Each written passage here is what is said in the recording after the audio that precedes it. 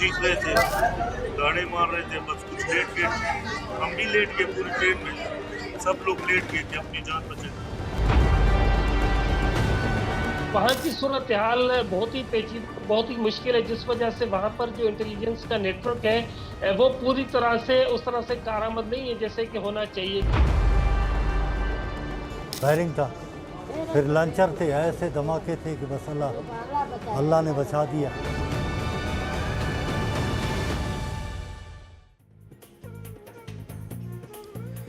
नमस्कार, बहुत स्वागत है आप सभी का। शाम के 6 बजने जा रहे हैं, आप देख रहे हैं एनडीटीवी और इस वक्त मैं आपके साथ आशुतोष चतुर्वेदी। मुकाबला शो देख रहे हैं आप। आज हम पड़ोसी मुल्क पाकिस्तान में ट्रेन हाईजैक पर चर्चा करने जा रहे हैं। कल यानी मंगलवार को दोपहर के करीब 1 बजे बलूच लिबरेशन आर्मी ने पूरी ट्रेन हाईजैक कर ली थी।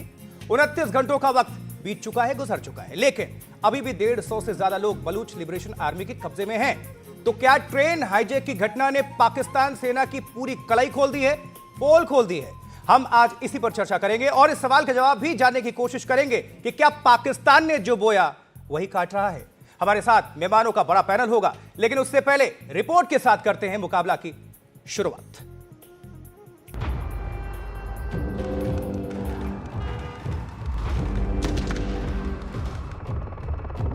सबसे पहले इस वीडियो को देखिए। दोपहर के करीब 1 बज रहे हैं। जाफर एक्सप्रेस पूरी रफ्तार से चली जा रही है। ये बलूचिस्तान के बोलन जिले का माशकाफ इलाका है। इस इलाके में करीब 17 सुरंगें हैं। अचानक सुरंग नंबर 8 में धमाका होता है और रेल की पटरी तबाह हो जाती है। जाफर एक्सप्रेस पटरी से उतर जाती है, तभी बलूच लिबरेशन आर्मी के लड़ाके ट्रेन पर फायरिंग करते हैं और ट्रेन में सवार लोगों को बंधक बना लेते हैं। लोग चीख रहे थे, गाड़े मार रहे थे, बस कुछ लेट गए, हम भी लेट गए पूरी ट्रेन में, सब लोग लेट गए कि अपनी जान बचाए। बदबाई से कुछ फायरिंग हुई, ब्लास्ट हुए। उसके बाद फिर हमें कहा जी आप लोग नीचे उतरे।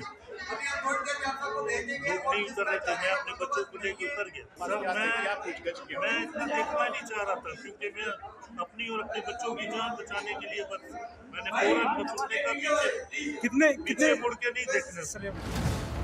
अब आप ये एनिमेशन देखिए। जाफर एक्सप्रेस पाकिस्तानी समय के मुताबिक सुबह 9 बजे क्वेटा से पेशावर के लिए निकली थी। इसे करीब 1:30 बजे शिबी स्टेशन पहुंचना था, लेकिन उससे पहले दोपहर के करीब 1 बजे बोलन जिले के माशकाफ इलाके में पटरी उड़ा दी गई और इस पर कब्जा कर लिया गया। बताया जा रहा है कि ट्रेन में पाकिस्तानी सेना और आईएसआई के कुछ जवानों समेत 400 से ज्यादा लोग सवार थे। बीएलए यानी बलूच लिबरेशन आर्मी को इस बात की जानकारी थी, लिहाजा बीएलए ने सेना से जुड़े लोगों को बंधक बना लिया और आम मुसाफिरों को छोड़ दिया। उधर हम लोग को छोड़ दिया, फिर बोला आप लोग जाएं भाई, अपना रास्ता पकड़े, निकलते जाए, आप लोग के साथ दुश्मनी नहीं है। हम लोग पैदल निकलते इधर नीचे नहर में गिर गए। हाईजैक की खबर ने पाकिस्तानी सुरक्षा एजेंसियों की नींद उड़ा दी। बोलन में बीएलए के खिलाफ ऑपरेशन शुरू हुआ और बंधकों को रिहा कराने की कोशिश होने लगी। रात भर पाकिस्तानी सेना और बलोच आर्मी के बीच जंग जारी रही। वक्त बीतता गया, लेकिन पाकिस्तानी एजेंसियों को पूरी कामयाबी नहीं मिली। 24 घंटे बाद भी 150 से ज्यादा लोग बीएलए के कब्जे में थे। ये जितने भी इस वक्त बीएलए के लोग हैं, ये सारे के सारे पहाड़ों में रहते हैं। पहाड़ों में उनका पूरा नेटवर्क है। वहाँ पर जो मकामी आबादियाँ हैं, छोटे छोटे देहात हैं, वहाँ से उनको सपोर्ट मिलती है, क्योंकि जो लोग उनको सपोर्ट नहीं करते तो फिर ये उनको उनके खिलाफ कार्रवाई करते हैं, उनके लोग मार देते हैं, लिहाजा वो मजबूरन उनको सपोर्ट भी करते हैं। तो वहाँ की सूरत हाल बहुत ही पेचीदा, बहुत ही मुश्किल है, जिस वजह से वहाँ पर जो इंटेलिजेंस का नेटवर्क है वो पूरी तरह से उस तरह से कारआमद नहीं है जैसे कि होना चाहिए। बीएलए की प्रमुख मांग पाकिस्तान से अलग होकर बलूचिस्तान देश का गठन करना है। बलूचिस्तान से होकर चीन का सीपीईसी प्रोजेक्ट गुजरता है। लगभग 500 अरब डॉलर वाले इस प्रोजेक्ट का बलूच आर्मी विरोध करती है। उसका कहना है कि ग्वादर पोर्ट पर स्थानीय बलूच लोगों के अधिकारों को खत्म किया जा रहा है। पिछले 4 साल में बीएलए के 76 हमलों में 1156 पाक फौजी मारे जा चुके हैं।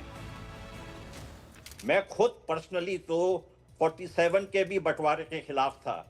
मुझे और कोई बंटवारा ज्यादा पसंद नहीं है जी। लेकिन ये तो आपके फौज जनरलों ने आज मकाम वहां तक पहुंचा दिया है ये चाहते हैं कि इनको ग्वादर पोर्ट मिल जाए। मैं इनके जनरलों से कहना चाहता हूं कि अगर आपको पाकिस्तान इस नक्शे में चाहिए तो आप ग्वादर को भूल जाएं। पाकिस्तान बड़े बड़े दावे करता है, आतंकवाद को लेकर दुनिया से अक्सर झूठ भी बोलता है। अब इसके दावों की हकीकत भी सामने आ रही है और झूठ भी बेनकाब हो रहा है।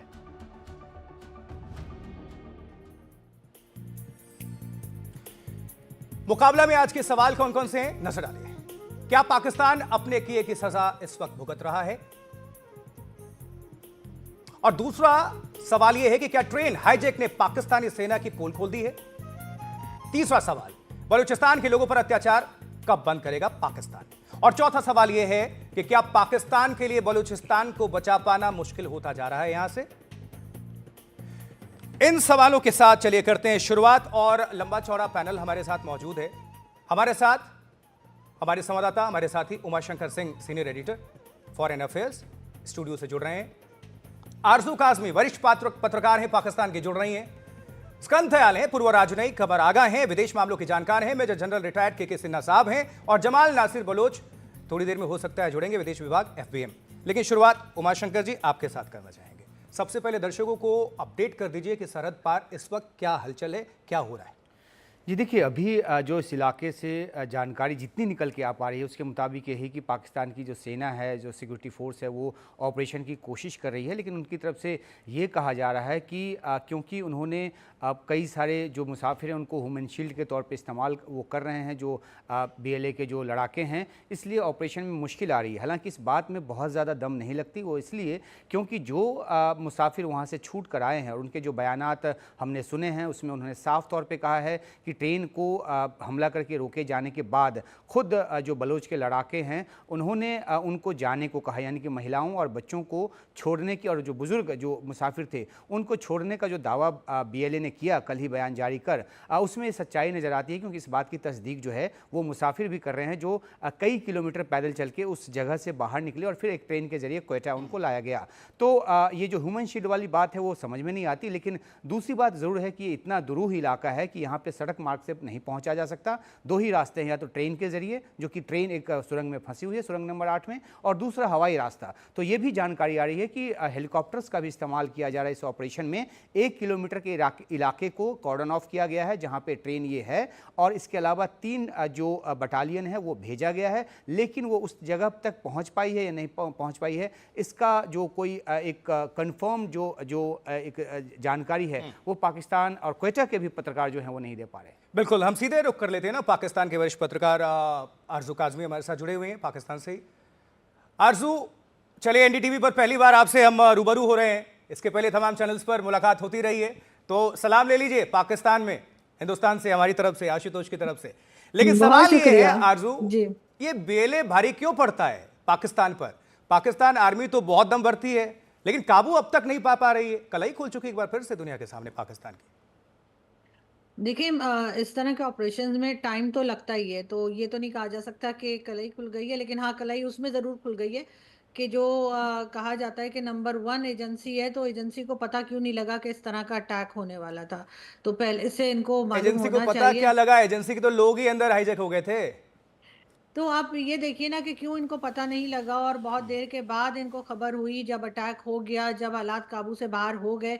और दूसरी बात ये कि कई लोग जो हमारे यहाँ ये भी बात कर रहे हैं कि कुछ दिन पहले जो है वो हमारी जो फौज है या इस्टेब्लिशमेंट है और गवर्नमेंट की तरफ से कहा गया था कि जो ऑफिशियल्स हैं, यानी कि जो सिक्योरिटी ऑफिशियल्स हैं, वो एक रोड के ऊपर ट्रैवल ना करें, बाय रोड ना आए, और उनके ऊपर अटैक होने का खतरा है। तो फिर इतने सारे लोग जो हैं वो ट्रेन के अंदर एक साथ कहाँ भेजे जा रहे थे, क्यों भेजे जा रहे थे, और उस वक्त क्यों नहीं सोचा गया कि कोई अटैक हो सकता है? ये छोटे छोटे अटैक तो बहुत टाइम से बलूचिस्तान में चल रहे हैं। बलूचिस्तान की हालत बहुत ख़राब है। मीडिया भी वहाँ पर कोई ख़ास रिपोर्टिंग नहीं कर पाता और सिर्फ अंदाज़ा ही दिया जाता है। लेकिन अगर हम सरदार अख्तर खान मैंगल को सुने तो उनका यही कहना है कि हालात बहुत ज़्यादा ख़राब हैं और गवर्नमेंट जो है वो कुछ करने के लिए बिल्कुल बेबस दिखाई देती है। उसके साथ ही आपने मौलाना फजलुर रहमान को भी सुना होगा, जिन्होंने कहा है कि 5 से 7 डिस्ट्रिक्ट ऐसी हैं बलूचिस्तान की जो अलहदगी चाहते हैं, और अगर वो UN में गए तो उनकी बात को सुना जाएगा। लेकिन अनफॉर्चुनेटली हमारे लोग जो हैं, या कह लीजिए जो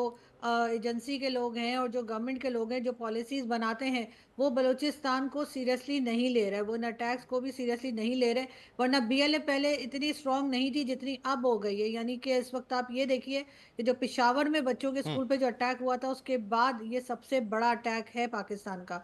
और इस ठीक है। बात को भी कल पूरा दिन ऑलमोस्ट मीडिया पे नहीं आने दिया गया, और इस वजह से जो है वो काफ़ी ज़्यादा चीज़ें ऐसी हैं जो हम आपको शायद बता भी ना पाए।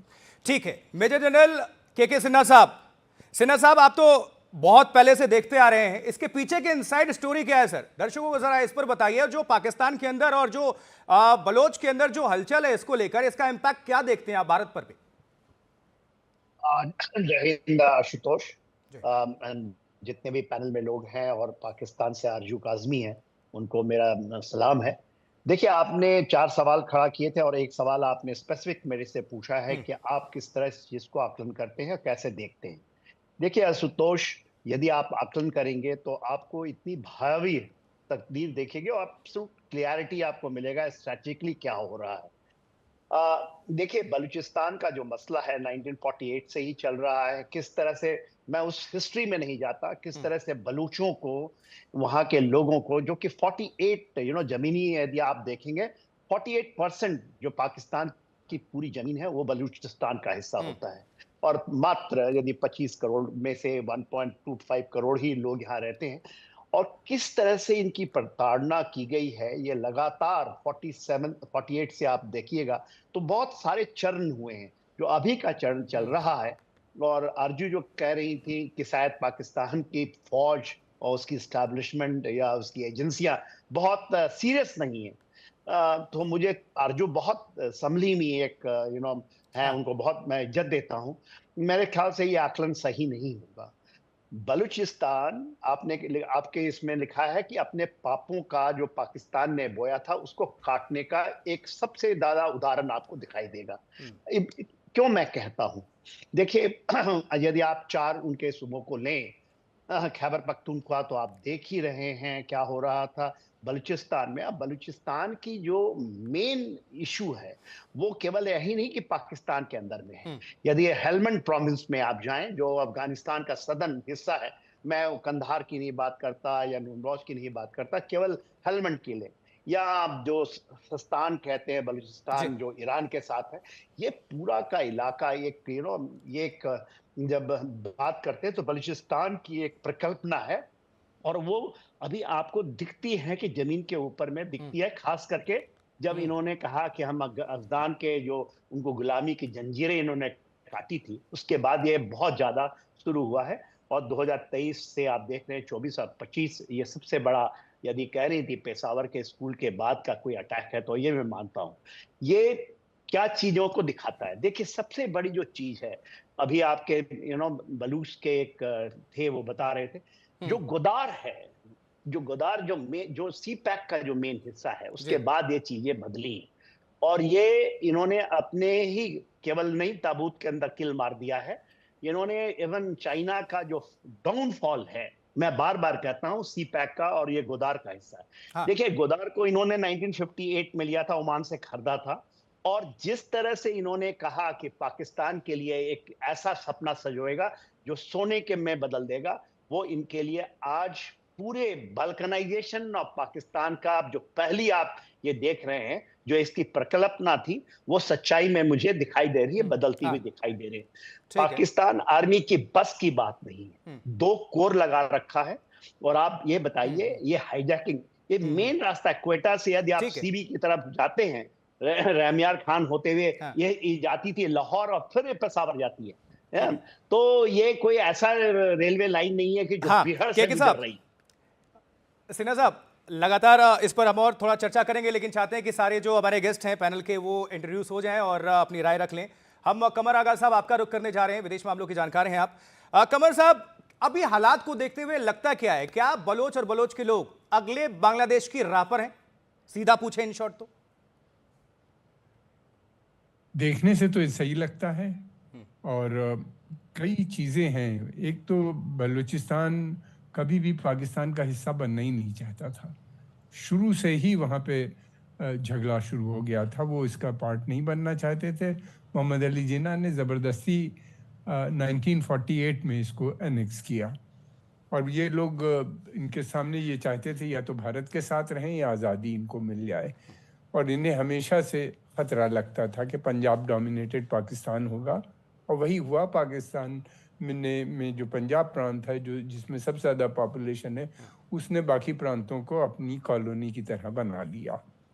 वहाँ पे ना तो डेवलपमेंट हुआ है ज़्यादा, और ना ही वहाँ के लोगों के हालात सुधर पाए हैं। बहुत गरीबी बहुत ज़्यादा है, सबसे पैसे वाला प्रांत है, बहुत ऑयल गैस है वहाँ पे सुई में, और फिर उसके अलावा दूसरे मिनरल्स भी हैं, और लोग सबसे ज़्यादा गरीब हैं। ये वहाँ की दशा है। फिर उसके अलावा स्ट्रेटजिकली भी है, पोर्ट है ग्वादर जैसा, और उनका कनेक्टिविटी जो है वेस्ट एशिया से बहुत करीब है। 80-85 किलोमीटर पे दूरी के ऊपर ओमान है, और वहाँ से मिला हुआ बाकी देश हैं। ईरान से बॉर्डर मिलता है, तो बहुत इम्पोर्टेंट हो जाता है उनके लिए। लेकिन डेवलपमेंट हुआ नहीं है। दूसरे बलोच, एक चीज़ और मैं कहना चाहूँगा कि इथनिक आइडेंटिटी जो होती है वो रिलीजियस आइडेंटिटी से ज़्यादा स्ट्रांग होती है। बांग्लादेश जो था वो भी मुसलमान था और आज भी मुसलमान है, लेकिन वो उनकी बंगाली आइडेंटिटी जो थी उसका क्लैश पंजाबी से था, और वो अलग हो गए।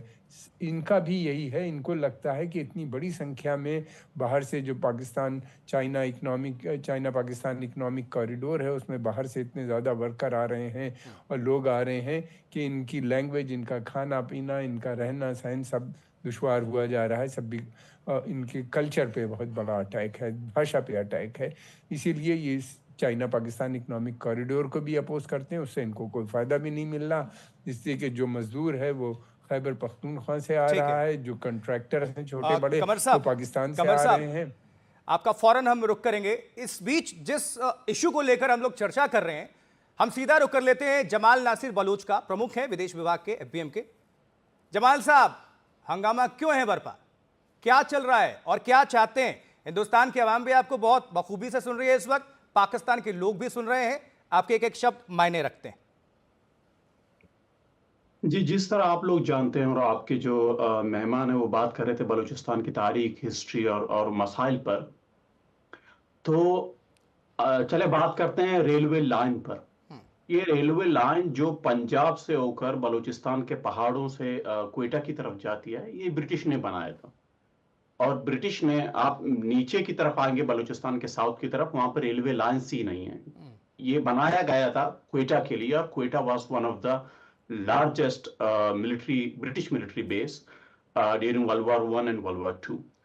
तो उस वक्त से आज तक, जब बरतानिया ने बलूचिस्तान को आजाद छोड़ा, फिर पाकिस्तान ने उसे ऑक्युपाई किया, मैं तारीख पर भी जाऊंगा, लेकिन पाकिस्तान की आर्मी एक एक्सटेंशन है ब्रिटिश इंपीरियलिज्म की, और वही स्ट्रक्चर है, और वही जो कैंट और वही जो प्रीमिसेस हैं वो यूज करते हैं, और सारा नेचर भी कॉलोनाइजेशन का वही है। पंजाब से फौजी आते हैं क्वेटा कैंट की तरफ, और वो बलूचिस्तान के ऑक्यूपेशन में जो फैसिलिटेशन का काम करते हैं वो सारा है। और ये जो ट्रेंड, जितना मुझे इल्म है, जो मैं सोशल मीडिया में देख रहा हूँ, और जो फौजी वगैरह जो होते हैं पंजाब से आते हैं बलूचिस्तान में, ये ह्यूमन राइट वायलेशन करते हैं, फिर जाते हैं बैक टू पंजाब। तो ये यहाँ से गुजर रहे थे, उन पे एक आर्म्ड ग्रुप की तरफ से हमला किया गया। तो ये जो हमला किया गया, एक ये कंटिन्यूएशन है 1948 से, जब आगा अब्दुल करीम ने एक आर्म्ड स्ट्रगल शुरू की थी पाकिस्तान के ऑक्यूपेशन के खिलाफ। और मैं ये भी बताना चाहता हूं कि बलूचिस्तान का मसला सिर्फ पाकिस्तानी बलूचिस्तान नहीं है। मैं आपको एक हिंट देना चाहता हूं कि वो हिस्टोरिकल पर्सपेक्टिव क्या है। 1920s में, soon after the Russian Revolution, तो व्लादिमीर लेनिन थे, उन्होंने बाकू अजरबैजान में एक कांग्रेस उन्होंने हेल्ड किया, जिसमें हिंदुस्तान समेत अफ्रीका, बलूचिस्तान, हर जगह से लोग गए। डेलीगेशन थी एटलीस्ट आई थिंक 1900। बलूच भी उस डेलीगेशन में गए 1920s में, 27 साल पहले, पाकिस्तान बनने से 27 साल पहले। और उस डेलीगेशन ने ये डिमांड की वहां पर कम्युनिस्ट रशिया से कि बलूचिस्तान को ब्रिटिश एम्पायर ने ऑक्युपाई किया है, उसको डिवाइड किया है, हम एक यूनिफाइड एक इंडिपेंडेंट बलूचिस्तान चाहते हैं। अब पाकिस्तान की तरफ से जरूर आप देख रहे हैं सोशल मीडिया में, या उनकी जो जर्नलिस्ट है उनकी तरफ से, कि ये एक हिंदुस्तान सपोर्ट कर रहा है या अफगानिस्तान सपोर्ट कर रहा है या एक ऐसा इशू है जो कि शॉर्ट टर्म इशू है। नहीं, ये एक नेशनल इशू है, बलूच कौमी मसला है, और बलूच कौमी मसला उस वक्त हल होगा जब बलूचिस्तान आजाद होगा या एक रेजोल्यूशन की तरफ इस चीज को लेके जाया जाएगा। लेकिन पाकिस्तान डिनायल मूड में है, जैसे आप देख सकते हैं, और वो इस चीज को एक्सेप्ट करने को तैयार ही नहीं है कि बलूच कौम उसके साथ रहना नहीं चाहती। और सबसे बड़ा इशू यही है कि जो एग्रेसर है वो समझता है कि मैं एग्रेसर नहीं हूं, मैं सेवियर हूं। नहीं, आप लोग तो कह रहे हैं कि जुल्म का इंतहा जो है वो पार कर दिया पाकिस्तान ने, औरतों के साथ, बच्चों के साथ, हर एक विभाग में, चाहे अर्थव्यवस्था हो, आप लोगों से लेता है, दोहन होता है, जुल्म होता है, लेकिन देता कुछ नहीं है। पाकिस्तान तो खंडन करता है ना, तो किस तरह से जुल्म, जरा इन शॉर्ट थोड़ा बताएंगे। पाकिस्तान बहुत से टैक्टिक यूज करता है वहां पर, एक और पॉलिसीज चेंज करता रहता है। मुझे याद है 2009 में इन्होंने जो इंट्रोड्यूस किया था अपना एक पॉलिसी, किल एंड डंप, उसको ह्यूमन राइट्स वॉच ने एक नाम खुद दिया अपने एक रिपोर्ट्स में, जो 2010 को उन्होंने रिलीज किया था। तो 2009 से पहले भी वो अब्डक्शन करते थे और लोगों को हेलीकॉप्टर से 1970s में उन्होंने बहुत से रिकॉर्डेड ये फैक्ट्स हैं कि वो फेंकते थे टॉर्चर के बाद। लेकिन 2009 में उन्होंने एक सिस्टमैटिक एक चीज शुरू किया कि 2009 से अब्डक्शन शुरू की, उनको टॉर्चर सेल में लोगों को मारते थे, फिर उनके बॉडीज डंप करते थे बलूचिस्तान में। तो यहाँ से वो जो फ्रेज ह्यूमन राइट्स वॉच ने लिया, किल डंप, उनको पहले पकड़ो, उनको टॉर्चर सेल में मारो। इस सवाल का जल्दी से एक जवाब, क्विक रिएक्शन हम ले लेते हैं आरजू काजमी से। आरजू, देखिए, ये जो बात कर रहे हैं वो अभी तक कोई ऐसे न्यूज़ में या पब्लिक तो नहीं हुई है, लेकिन डेफिनेटली ये बात ज़रूर है कि मिसिंग पर्सन्स का इशू जो है वो बहुत ज़्यादा है बलूचिस्तान में। और बलूचिस्तान से बहुत लोग इस्लामाबाद, जहां मैं मौजूद हूँ, यहाँ पर आते भी हैं और इस्लामाबाद प्रेस क्लब के आगे प्रोटेस्ट भी करते हैं कि उनके मिसिंग पर्सन्स का इशू को सॉल्व किया जाए। लेकिन अनफॉर्चुनेटली गवर्नमेंट की तरफ से कोई भी आकर उनसे ना तो बात करता है, ना ही पूछता है, और हर दूसरे दिन ये इशू जो है ये बढ़ता चला जा रहा है बलूचिस्तान का। ठीक है, उमर शंकर जी। जी देखिए, जो यहाँ पे हम मसला डिस्कस कर रहे हैं कि पाकिस्तान अपनी गलत नीतियों का शिकार हुआ है, तो उस मामले में हमें ये देखना होगा कि कैसे जब भारत के ख़िलाफ़ जब आतंकवाद होता है तो पाकिस्तान की तरफ से जो है ये कहा जाता है कि ये आज़ादी की लड़ाई है, लेकिन इसी तरह की बात जब बलूचिस्तान से उभर कर सामने आती है तो वो कहते हैं कि दहशतगर्दी है। तो जो दोहरा रवैया है पाकिस्तान का, वो दशकों से चलता रहा है और इसका खामियाजा पाकिस्तान भुगत रहा है। मैं कई बार पाकिस्तान गया हूँ, वहाँ पर बहुत बड़े बड़े अधिकारियों से, चाहे वो सर्विस में हों या फिर वो सेवानिवृत्त हों, उनसे बात होती रहती है। एक बार ऐसा ही एक वाक़या हुआ, हमने उनसे पूछा कि क्या आपको लगता है कि जब आपने तालिबान को सपोर्ट किया जो सोवियत सेना के खिलाफ लड़ रही थी अफ़गानिस्तान में, तो उस समय आपने गलती की, क्योंकि अब आप कहते हैं कि हम जो हैं विक्टिम हैं, हमको आतंकवाद सताता है, मारता है। तो जो आप विक्टिम कार्ड दुनिया के अलग अलग मंचों पर जाकर खेलते हैं, कि आपको लगता है कि उस समय आपने गलती की? तो उनका एक बहुत ही जवाब था। लगता है कि आगे जमाल नासिर बलोच जुड़े हुए हैं, उनको शायद जाना भी इंडिकेशन मुझे बार बार मिल रहा है, तो अगर आप उनसे जल्दी से कोई सवाल लेना चाहें तो ले लीजिए। जी, तो मैं एक लाइन में बात पूरी कर दूं। उन्होंने कहा कि जिस समय हमने ये पॉलिसी अपनाई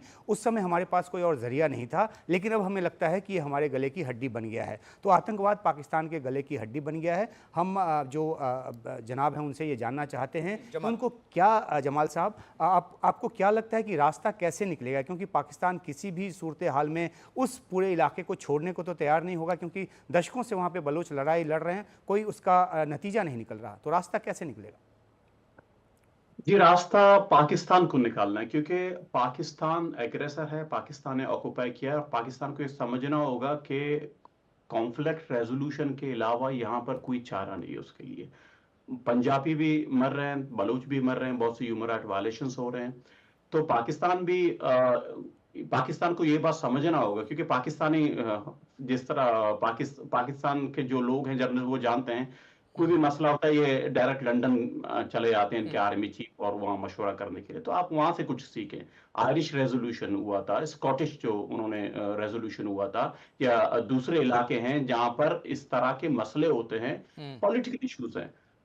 स्ट्रगल वहां पर इतनी ज्यादा मजबूत इसलिए नहीं है कि लोगों को शौक है बंदूक उठाने की, इसलिए है कि वहां पर कोई भी पॉलिटिकल स्पेस नहीं है। अगर जो family members in food disappearances के लिए प्रोटेस्ट करते हैं, इनके वेल नोन जर्नलिस्ट उन पर एलिगेशन लगाते हैं कि ये बीएलए के मेंबर है, तो ये माइंड सेट है पाकिस्तान की स्टैब्लिशमेंट का और इस्लामाबाद में बैठे इनकी लीड्स का।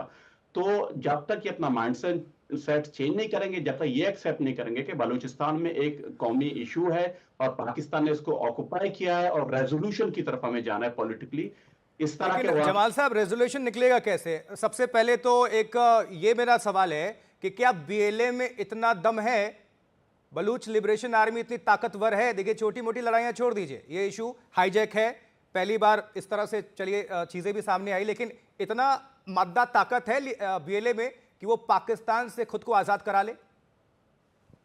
देखें, ये बात हमें समझना होगा। जो आप पाकिस्तान की मीडिया भी जो मसले को एक ऑर्गेनाइजेशन से जोड़ते हैं। This is not about Baloch liberation army, this is not about free Balochistan movement, this is about Baloch nation versus Pakistan. We have to understand this. और बलूच कौम की सपोर्ट है, इसीलिए ये अब तक चल रहा है। अगर नहीं होता तो ये चल नहीं पाता। तो पाकिस्तान को यह समझना होगा कि वो एक कौम को शिकस्त नहीं दे सकती जो कि आजादी पर यकीन रखती है। That's it.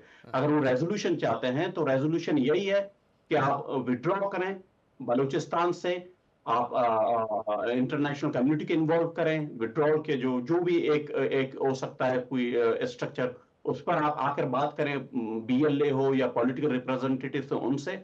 और हमें रहना चाहिए एक अच्छे नेबर की तरह, टू सॉवरेन स्टेट होने चाहिए यहाँ पर। तो रेजोल्यूशन यही है। अगर पाकिस्तान इसको नहीं मानता तो पाकिस्तान का भी नुकसान है और बलूचिस्तान का भी नुकसान है। तो ये मेरे ख्याल से और रेजोल्यूशन मुझे दिखाई नहीं देता इस मसले का। जमाल साहब, एक छोटा सा सवाल आपसे ये है कि जो लोग आपको इस रूप में पेश करने की कोशिश करते हैं, यानी बलूचिस्तान के संघर्ष को कि भारत जो है उसको खाद पानी देता है, उनके लिए क्या आप संदेश देना चाहेंगे? नहीं, मैं बहुत फ्रैंक हूँ। भारत के सरकार, मोदी सरकार पे उनमें इतनी हिम्मत नहीं है कि वो बलूच को सपोर्ट करें। I am very Frank, because वो उनके अपने इश्यूज हैं, वो खुद बहुत कॉशियस हैं इन इश्यूज पर। तो हिंदुस्तान की कोई सपोर्ट बलूचिस्तान को नहीं मिल रहा। और आजकल अफगानिस्तान का नाम पाकिस्तानी बहुत ले रहे हैं कि अफगानिस्तान और ईरान का। तो मुझे नहीं लगता कि अगर इस तरह की सपोर्ट होती बलूच को तो वो इंसर्जेंसी बहुत ज्यादा, due to geography and terrain of Balochistan, बहुत ज्यादा आगे जाती। तो वो जो भी है, बलूच इतने कैपेबल हैं एज ए नेशन कि अपने कॉज को सपोर्ट करें और उसको जारी रखें। तो उस तरह का कोई सपोर्ट मुझे दिखाई नहीं देता हिंदुस्तान, अफगानिस्तान या किसी और मुल्क की तरफ से। ठीक है। मेजर जनरल के सिन्हा साहब, मतलब ये जो हालात हैं, अब अगर मान लीजिए बलूचिस्तान समहाउ आगे फ्यूचर में कुछ सालों के बाद अगर खुद को अलग कर भी लेता है, तो इसका आप इंपैक्ट अब कैसे देख रहे हैं? भारत के साथ, चाइना के साथ सबसे ज्यादा नुकसान पाकिस्तान या चीन? देखिए आशुतोष, एक चीज जो समझने की बात है कि 21st सेंचुरी के समय में जब रीअलाइनमेंट, अलाइनमेंट और बहुत सारी पॉसिबिलिटी आ रही हैं, कार्विंग आउट ऑफ एरिया मैं इसको नहीं मानता कि इम्पॉसिबल नहीं है। और बाल्कनाइजेशन, यदि आप देखिए, इवन 20% उसके लिए फाइट करनी पड़ी आपको रशिया को, जो कि वो अपनी जमीन को लेना चाहता है, वो ले लिया है। और वो क्या कहता है, वहां भी इतनी ये मसला है कि रशियन ओरिएंटेड लोग रहते हैं इवन ओडिशा में। उसी तरह अभी जो बात कर रहे थे जमाल साहब, उसकी यदि आप बात को बारीकी से देखें तो ये जो चीज है वो तो मान चुके हैं कि Balochistan is not the part of Pakistan, it is a other nation. मेरा भी ये मानना है। ज्योग्राफिकली आज एक आइडेंटिटी के तौर पे वो उसको ले रहे हैं, मगर इन्होंने इतनी फॉल्ट लाइन्स लगा दी है। 2015 तक तो ऐसा नहीं लगता था मुझे कि ये कुछ कर पाएंगे। जो इन्होंने सबसे बड़ी अपनी पैरों में कुल्हाड़ी मारी है वो सीपैक का मसला ला करके इन्होंने चाइनीज को सोचा कि ले आएंगे और चाइनीज इनके लिए मगर आज चाइनीज के लिए ये भी एक बहुत बड़ा सरदर्द बन चुका है। केवल ये नहीं कि उन्होंने $65 बिलियन वहां पर खर्च कर दिए हैं। देखिए क्या हो रहा है। और आपने जमाल साहब को जो ध्यान, उन्होंने एक रेलवे लाइन की जो बात की कि केवल यदि आप ये क्वेटा की रेलवे लाइन जो सीबी से होते हुए जो हिंटरलैंड से आ रही है, रहमियार खान से होते या मुल्तान से आ रही है, ये पंजाब से आती है और ये जाती है चमन क्रॉसिंग के ऊपर में। स्पिन बोल्डक आपने सुना होगा, कंधार जो है, जो यहाँ पर पहले जो इनकी परिकल्पना थी तो वो कहते थे सस्तान, जो बलूचिस्तान है, जो ईरान है, प्रॉब्ली वो नहीं मानते थे कि अफगानिस्तान के साथ इसका कोई संबंध है। मगर आज बीएलए जो है, और अभी आप सुन रहे होंगे खबरों में आ रही है कि इनके हैंडलर्स वहां बैठे हुए और वहां से चीजों को हो रहा है, जो कि चमन यदि आप लें क्वेटा में इनका, वहां पर इनकी स्टाफ कॉलेज है, पाकिस्तान मिलिट्री की बहुत बड़ा बेस है और उनकी एक कोर वहां लगी हुई है। अधिक कोर वहां लगने के बाद एक कोर है, और इसी तरह देखिए सिंध के अंदर इन्होंने जो कोर लगा रखी है, इसके बीच में ये इतनी बड़ी कार्रवाइयां हो जाना, और ये लगातार चल रहा है। यदि आप देखिए 83 के आसपास में इस तरह के इंसिडेंट हुए हैं और ये कुछ नहीं कर पा रहे, ये केवल एयर अटैक करते हैं, या अभी भी ना ये कह रहे हैं कि हम स्ट्रॉमिंग करेंगे, मास फायरिंग करके लोगों को मारेंगे, 180 आसपास दिखाएंगे, इसलिए 200 में ताबूत लेकर आ चुके हैं, क्वेटा में पहुंचा दिया है इन्होंने। तो इनकी बस की बात नहीं है कि मिलिटरली ये जमीन, जिसको हम कहते हैं बूट्स ऑन ग्राउंड के ऊपर में एक्शन कर सकें। भले ही उन्होंने कहा कि 5 बटालियन, कोई कह रहा था अभी 3 की बातें कर रहा है कि जो स्पेशल फोर्सेस हैं वो इस इलाके में आ चुके हैं। तो देखिए यहाँ पर भी वो बड़ी तादाद में मिलिटरली जब मैं देखता हूँ तो ये बस, और बूते से ध्यान आया। चलिए इस सवाल में उछाल देता हूं कि साहब पाकिस्तान सरहद पार आरजू काजमी से। आरजू, थोड़ा लाइटर मोड पे, आप लोग आमंत्रित कर रही थी चैंपियंस ट्रॉफी में, आपके आईएसआई वाले, आपके पाकिस्तानी आर्मी, वो तो खुद को सुरक्षित नहीं कर पा रहे हैं, आप बुला रहे थे हमारी भारतीय इंडियन क्रिकेट टीम को वहां पर, क्या हालात होते? अभी तो ये भी चर्चा है। डेफिनेटली ये एक वाकई में बहुत बड़ा सवाल है, लेकिन जाहिर है कि अगर हम बुला रहे थे तो हम कुछ ना कुछ बंदोबस्त करके रखते। अब बम फूट जाता है, इंटरनेट बंद हो जाता, मोबाइल सर्विस सस्पेंड कर दी जाती, ऊपर कुछ हेलीकॉप्टर घूमते दिखाई देते आपको, तो कुछ ना कुछ तो किया जाता जो यहाँ पर किया जाता है। लेकिन बात सारी ये क्या, जब मैं सुनती हूँ लोग बात करते हैं और सेना साहब भी अक्सर कहते हैं कि सिंधु देश बनने की भी बात की जाती है, केपीके के लिए भी कहा जाता है कि वो भी अलग होना चाहते हैं, बलूचिस्तान के लिए भी आप बात कर रहे हैं कि वो भी अलग होना चाहते हैं, तो फिर क्या बच जाएगा? सिर्फ पंजाब। शायद इसीलिए कुछ टाइम पहले नवाज शरीफ साहब कह रहे थे कि पीआईए खरीद के उसका नाम पंजाब एयर रख देंगे, और जब लोगों ने ऑब्जेक्शन किया कि आप पंजाब एयर क्यों रख देंगे, तो मेरे ख्याल में उनके माइंड में यही कुछ चल रहा होगा कि सब लोग अलग अलग हो जाएंगे। लेकिन बहरहाल इस किस्म की जो प्रॉब्लम्स हैं वो पाकिस्तान फेस करता रहता है, लेकिन पॉलिसीज इनकी जो है वो ठीक नहीं है, और यही पॉलिसीज की वजह से ही हम ये सब कुछ भुगत रहे हैं और देख रहे हैं। लेकिन अनफॉर्चुनेटली मानने को ये तैयार नहीं है। जब जिस जमाने में ये अफगानिस्तान जा रहे थे और वहां जाके मिठाइयाँ बांटी जा रही थी और कावा पिया जा रहा था और कहा जा रहा था कि जी ये तो बड़ा हमने जबरदस्त काम किया, आज वही चीज हमारे गले पड़ गई है।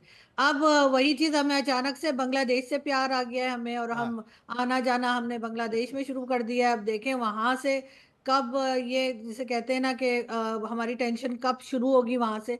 लेकिन इस वक्त तो यकीनन जो पाकिस्तान की सिचुएशन है, ऐसे में हम यही बात कर रहे हैं कि कौन आएगा यहाँ पर इन्वेस्टमेंट के लिए, कौन आएगा यहाँ पे, जो इंटरनेशनल कंपनीज है वो क्यों आएंगी। और उसके साथ साथ चाइना का जो हाल आपने देखा है, 11 साल में सीपीसी जो है वो ज़रा भी आगे नहीं बढ़ा है हर बार जाकर, क्योंकि चाइना को भी हमारी ज़रूरत है, क्योंकि जब कभी उसे भारत को आंखें दिखानी होती हैं तो हम ही काम आते हैं।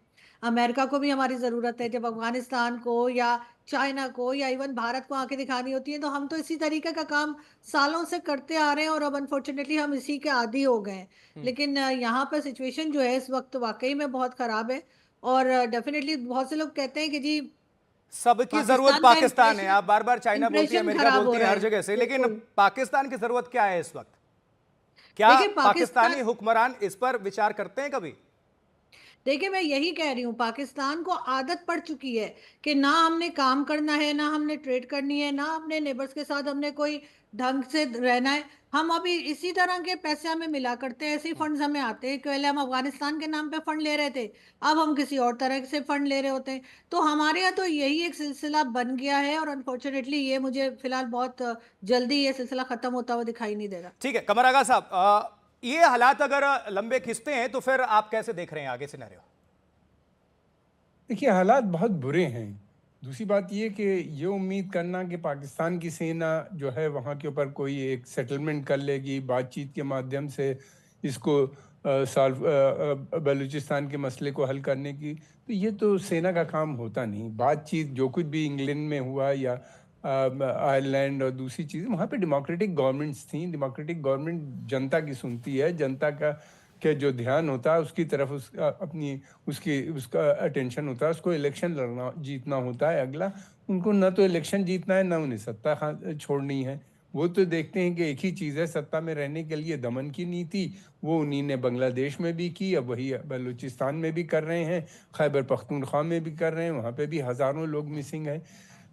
वहाँ पे जो वो है पश्तून मुहाफिज मूवमेंट यही बात डिमांड कर रहा है कि भैया वो जो लोग मिसिंग हैं उनका हमें पता बताओ, कहाँ है। पावरफुल मूवमेंट है। एक वजह और है कि जो ये टूट नहीं पा रहे हैं, अलग अलग नहीं हो पा रहे हैं, वहाँ जो इस्लामिस्ट मूवमेंट था उसने बड़ा कन्फ्यूजन किया। जो आम जनता है वो अब थक चुकी है इस्लामिक मूवमेंट से। वो नहीं चाहती कि इस्लामिक मूवमेंट, उनको लगता है कि ये सेना का को प्रमोट करती है। अब वो जहाँ जहाँ सेकुलर मूवमेंट बढ़ रहे हैं, खैबर पख्तूनख्वा में ये जो टीटीपी है उसकी वजह से जो पॉपुलर मूवमेंट है वो मास मूवमेंट नहीं बन पाया। उसकी वजह ये है कि वो लोग टीटीपी को नहीं चाहते कि सत्ता में आए। बलूचिस्तान में सेकुलर मूवमेंट अब पावरफुल हो गया है क्योंकि इस्लामिक मूवमेंट वहाँ पे काफ़ी कमज़ोर हमको नज़र आता है।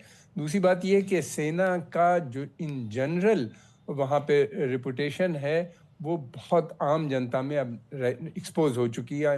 इमरान खान ने तो पूरी तरीके से एक्सपोज कर दिया उसको, और सब लोग अब ये मान गए हैं कि सेना एक पार्ट है प्रॉब्लम की। और बलूचिस्तान को या खैबर पख्तूनख्वा को रोकना बहुत मुश्किल होगा। खैबर पख्तूनख्वा मेरा ख्याल है पहले चला जाएगा क्योंकि उनके बॉर्डर वो अफ़गानिस्तान में दूसरी तरफ भी पश्तून हैं, तालिबान हैं जो उसको सपोर्ट कर रहे हैं। इनके लिए थोड़ी सी मुश्किल है, लेकिन ये कि इनकी मास सपोर्ट इनको बहुत ज़्यादा है, पूरी आम जनता इनके साथ नज़र आती है। ऐसे मूवमेंट को दबाना, अगर दबाते हैं बीएलए को, तो मैं समझता हूँ कुछ दिनों के बाद उससे ज़्यादा पावरफुल मूवमेंट हो जाएगा। दूसरी चीज़ आखिर में मैं ये कहना चाहूँगा, अकबर बुख्ती ने एक सलूशन रखा था। अगर उस वक़्त आर्मी जनरल्स मान लेते, वो ये कह रहे थे कि हमें ग्रेटर ऑटोनॉमी दे दो, हमको जो रेवेन्यूज़ हैं गैस के, तेल के और मिनरल्स के, उसमें शेयरिंग होनी चाहिए। वो सब बातें उन्हीं ने रखी थी। वो डेवलपमेंट की बात कर रहे थे, वो इन्हीं ने किया नहीं। न सेना डेवलपमेंट करती है, न किसी तरह का कंसेशन देने पे तैयार है बलोच को। तो फिर आखिर यही होना ही है, उसके अलावा और होगा क्या। ठीक है, जमाल नासिर बलोच जुड़े हुए हैं अभी। नासिर, भारत से रिलेटेड आपसे सवाल पूछा गया था लेकिन आपका स्पष्ट रुख सामने आया नहीं, तो भारत से क्या उम्मीद है? देखिए, भारत जो हमारा पॉलिटिकल एक ओपिनियन ये है कि हमारा मसला उस वक्त शुरू हुआ जब भारत को पार्टीशन किया गया इस्लाम के नाम पर। तो भारत की भी एक रिस्पॉन्सिबिलिटी है, because Pakistan is a former territory of India. तो भारत की एक रिस्पॉन्सिबिलिटी है इस रीजन में कि इस कॉन्फ्लिक्ट को रेजोल्यूशन की तरफ ले जाने में अपना किरदार अदा करें, बलोच को हमको सपोर्ट करें, और सिर्फ बातों से नहीं, बीजेपी के जलसों में नहीं, वो एक पॉलिसी ला, यूनाइटेड नेशंस के थ्रू इन्वेस्टिगेट करे कि बलूचिस्तान, क्योंकि देखिए बलूचिस्तान ऑक्युपाई हुआ था यूनाइटेड नेशंस के चार्टर के लाने के बाद।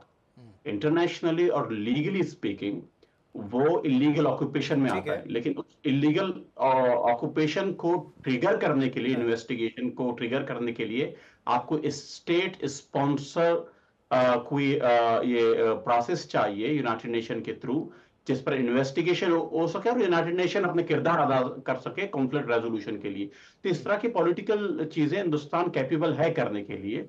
तो वो किरदार अदा करना चाहिए कि ये इतने कत्ल गारत और बलूचिस्तान पर जुल्म ज्यादतियां की जा रही हैं, तो उसका एक हिस्टोरिकल रोल है यहाँ पर, क्योंकि Pakistan is a former Indian territory. और मेरे ख्याल से हिंदुस्तान किरदार अदा कर सकता है, लेकिन ये गवर्नमेंट मुझे नहीं लगता कि कर पाएगी।